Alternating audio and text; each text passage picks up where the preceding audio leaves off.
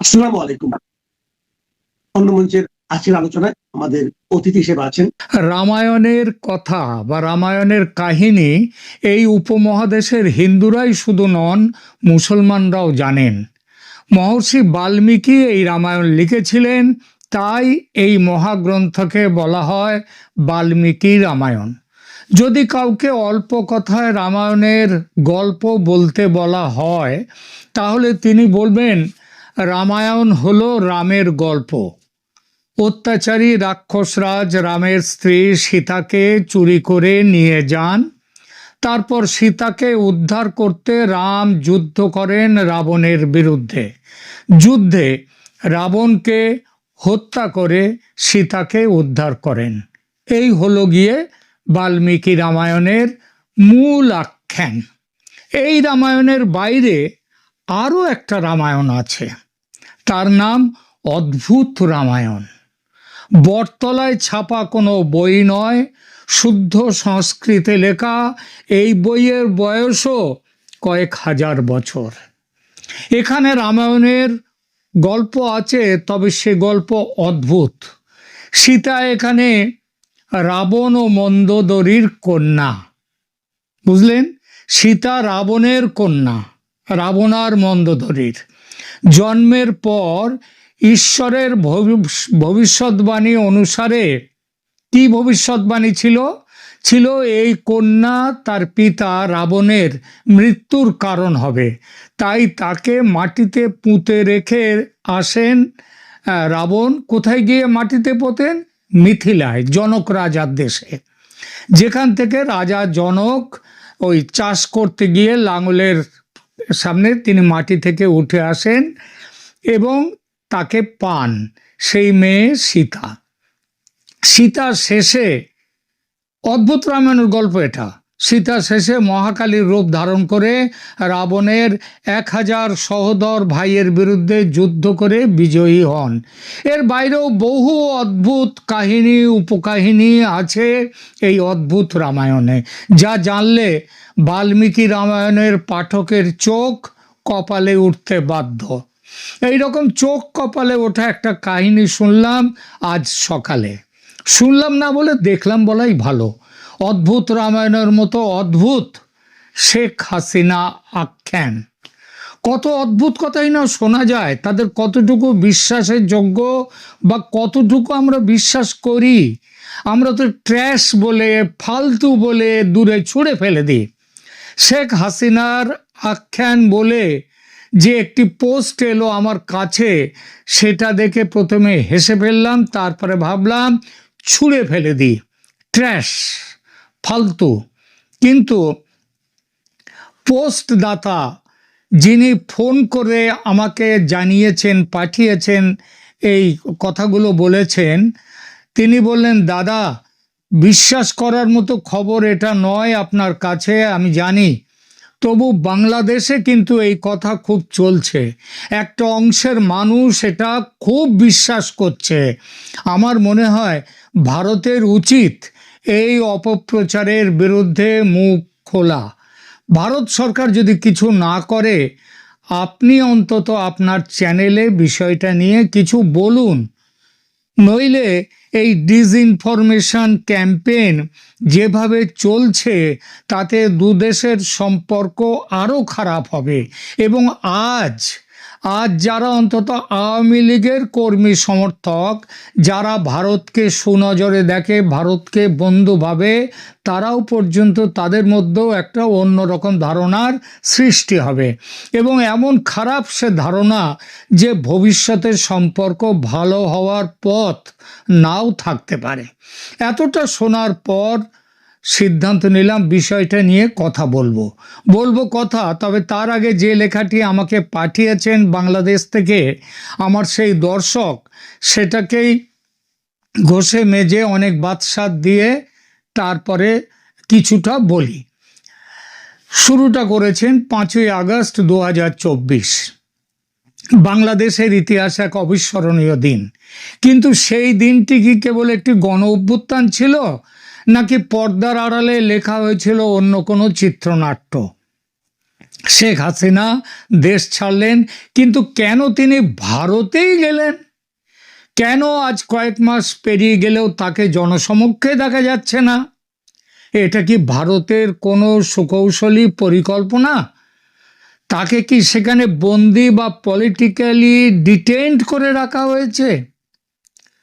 5 আগস্টের সেই রহস্যময় ঘণ্টাগুলো কিন্তু এরকম কিছু ইঙ্গিত দেয়। আমি কিন্তু এখনো পুরনো তাদের ওখান থেকে পাঠানো লেখাটাই সেইটাই পড়ে যাচ্ছি, যে এরকম কিছু ইঙ্গিত দেয় যে যা জেনে এসেছি সেটাই সব নয়, এর বাইরেও অনেক কিছু আছে। কি সেই অনেক কিছু অজানা কথা? দেখুন, 5 আগস্টের দুপুরের সেই সময়টুকুর দিকে নজর দিন। সেনাপ্রধানের সাথে হাসিনার সেই শেষ মুহূর্তের বৈঠক, দেশ ছাড়ার জন্য মাত্র ৪৫ মিনিটের আলটিমেটাম। এই আলটিমেটাম কি কেবল ছাত্র জনতার ভয়ে দিয়েছিলেন সেনাপ্রধান, নাকি ভারতের পক্ষ থেকে বিশেষ সিগন্যাল পেয়ে সেনাপ্রধান ওয়াকারুজ্জামান এই ৪৫ মিনিট দিয়েছিলেন? ভারতের সেনাপ্রধান সেই 5 আগস্ট সকাল থেকে তো ওয়াকারুজ্জামানের সঙ্গে যোগাযোগে ছিলেন। ওয়াকারুজ্জামানকে অভ্যুত্থান দমনের জন্য ব্যবস্থা নিতে না বলে কেন হাসিনাকে ভারতের হাতে তুলে দেওয়ার জন্য চাপ? কেন? ভবিষ্যতে হাসিনার কাছ থেকে আরও অনেক কিছু বাংলাদেশ থেকে আদায়ের উদ্দেশ্য কি? সেই উদ্দেশ্যেই কি হাসিনাকে আটকে রেখে দিতে চেয়েছিল ভারত? তারপরের প্রশ্ন, কেন তিনি হেলিকপ্টারে করে আগরতলা এবং পরে দিল্লির হিন্ডন এয়ারবেসে গেলেন? কেন অন্য কোনো দেশে গেলেন না? তার তো যাওয়ার কথা ছিল লন্ডনে, তারপর আমেরিকায়। ভারত তাকে নিতে গেল কেন হঠাৎ? এটাকে হাসিনার ইচ্ছায় নাকি ভারতের ইচ্ছায়? পরে তুলেছেন নিরাপত্তার চাদরের প্রশ্ন।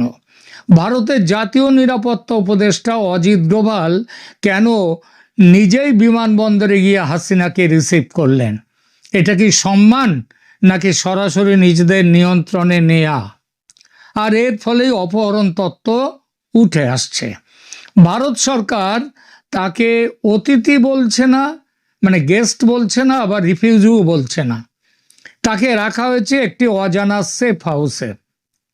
আন্তর্জাতিক আইনে এটা অনেকটা ইনভলেন্টারি ডিটেইনমেন্ট বা ইচ্ছার বিরুদ্ধে আটকে রাখার মতো মনে হতে পারে। আচ্ছা, ভারতের স্বার্থ কি তাহলে? যদি হাসিনা বাংলাদেশে থাকতেন তবে হয়তো তাকে বিচারের মুখোমুখি হতে হতো, যা ভারতের অনেক গোপন দলিল নথিপত্র নাকি ফাঁস করে দিতে পারত। তাই ভারত তাকে নিজেদের কবজায় নিয়ে এলো, যাতে তাদের স্বার্থ বেরিয়ে না পড়ে, ক্ষুণ্ণ না হয়। এরপরে প্রশ্ন তোলা হয়েছে যোগাযোগ বিচ্ছিন্নতা নিয়ে। শেখ হাসিনা একজন আজীবন রাজনীতিবিদ। তিনি ভারতেই থাকুন বা লন্ডনে, তার তো অন্তত একটা ভিডিও বার্তা বা অডিও বার্তা দেওয়ার দরকার আছে বা কথা আছে, কিন্তু তাকে পুরোপুরি ব্ল্যাক আউট করে রাখা হয়েছে। কেন? কেউ তাকে দেখতে পাচ্ছে না।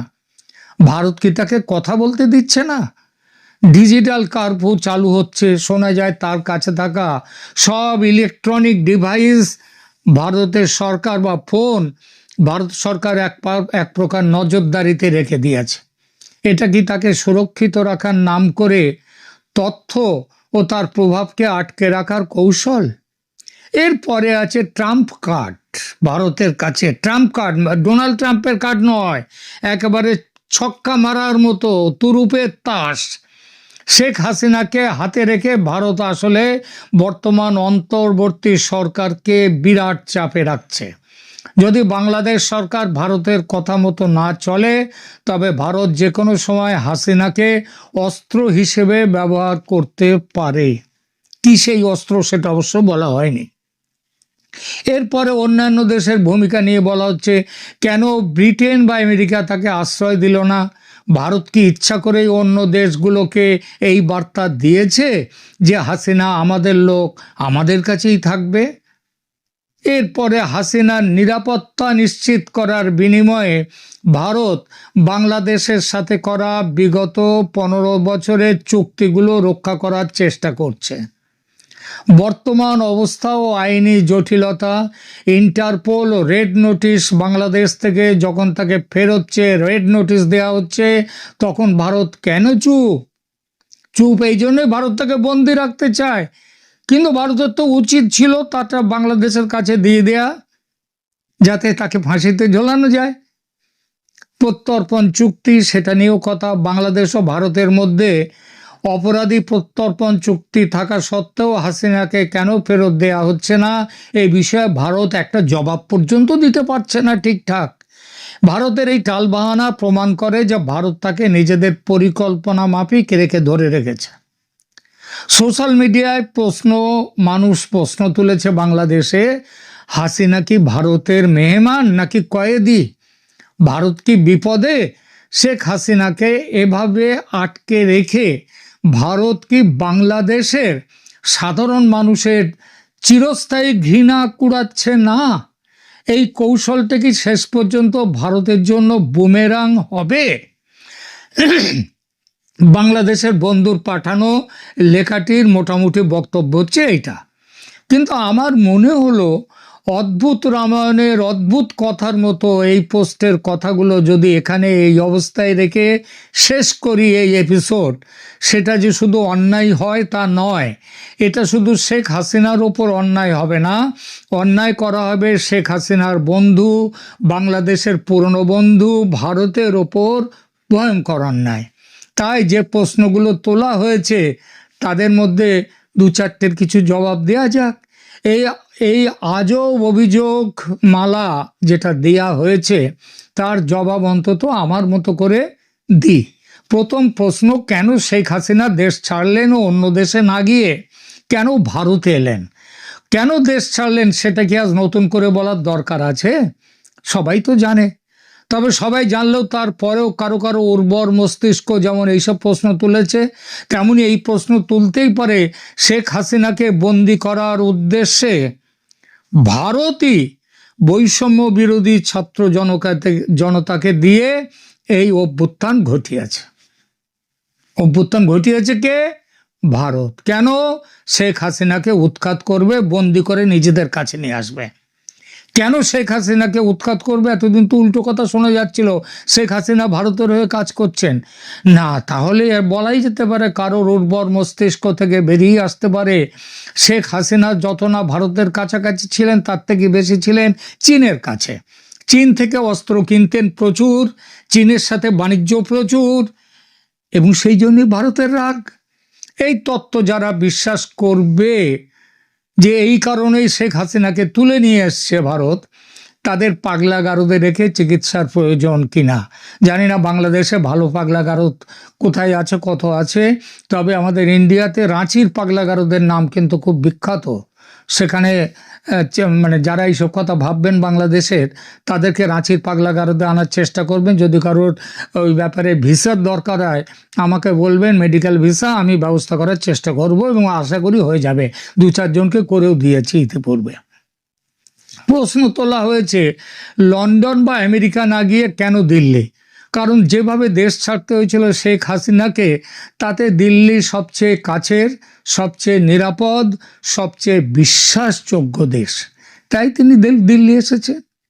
মিটলো কিছু, তবে কি মাথায় ঢুকবে এরপর? প্রশ্ন তোলা হয়েছে অডিও ভিডিও কোনো মেসেজ দিতে পারছেন না শেখ হাসিনা। এটা তো সর্বৈব মিথ্যা। বলা হচ্ছে তাকে নাকি সবার চোখের আড়ালে সঙ্গী শূন্য নিঃসঙ্গ জীবনে রাখা হয়েছে। অনেকটা আমার মনে পড়ছে, অনেকটা সিংহাসনচ্যুত সম্রাট শাহজাহানকে ঔরঙ্গজেব যেমন বন্দি করে রেখেছিল সেই কথা, তেমন হাল নাকি শেখ হাসিনার। অভিযোগ অনেকটা এরকমই। এইসব উর্বর মস্তিষ্কের অধিকারীরা এই খবরটুকু জানে না শেখ হাসিনার সঙ্গে তার কন্যা পুতুল ও বোন শেখ রেহানা সাধারণভাবে থাকেন। মাঝে মধ্যে জয়ও এসছেন ছেলে। আর গত কয়েক মাসে শেখ হাসিনার অন্তত 50টা অডিও এবং ভিডিও মেসেজ বাইরে এসেছে। তিনি অংশ নিয়েছেন আমেরিকা, ইউরোপ, বাংলাদেশেরও মানুষের সাথে বেশ কিছু প্রোগ্রামে। একটু খোঁজ খবর করলেই পাওয়া যায় এসব অডিও ভিডিও মেসেজ। বলা হয়েছে হাসিনা দেশে থাকলে ভারতের স্বার্থে করা চুক্তিগুলো কেন তিনি সই করতে বাধ্য হয়েছেন সেটা নাকি ফাঁস করে দিতেন, তাই তাকে বন্দি করে নিয়ে আসা হয়েছে।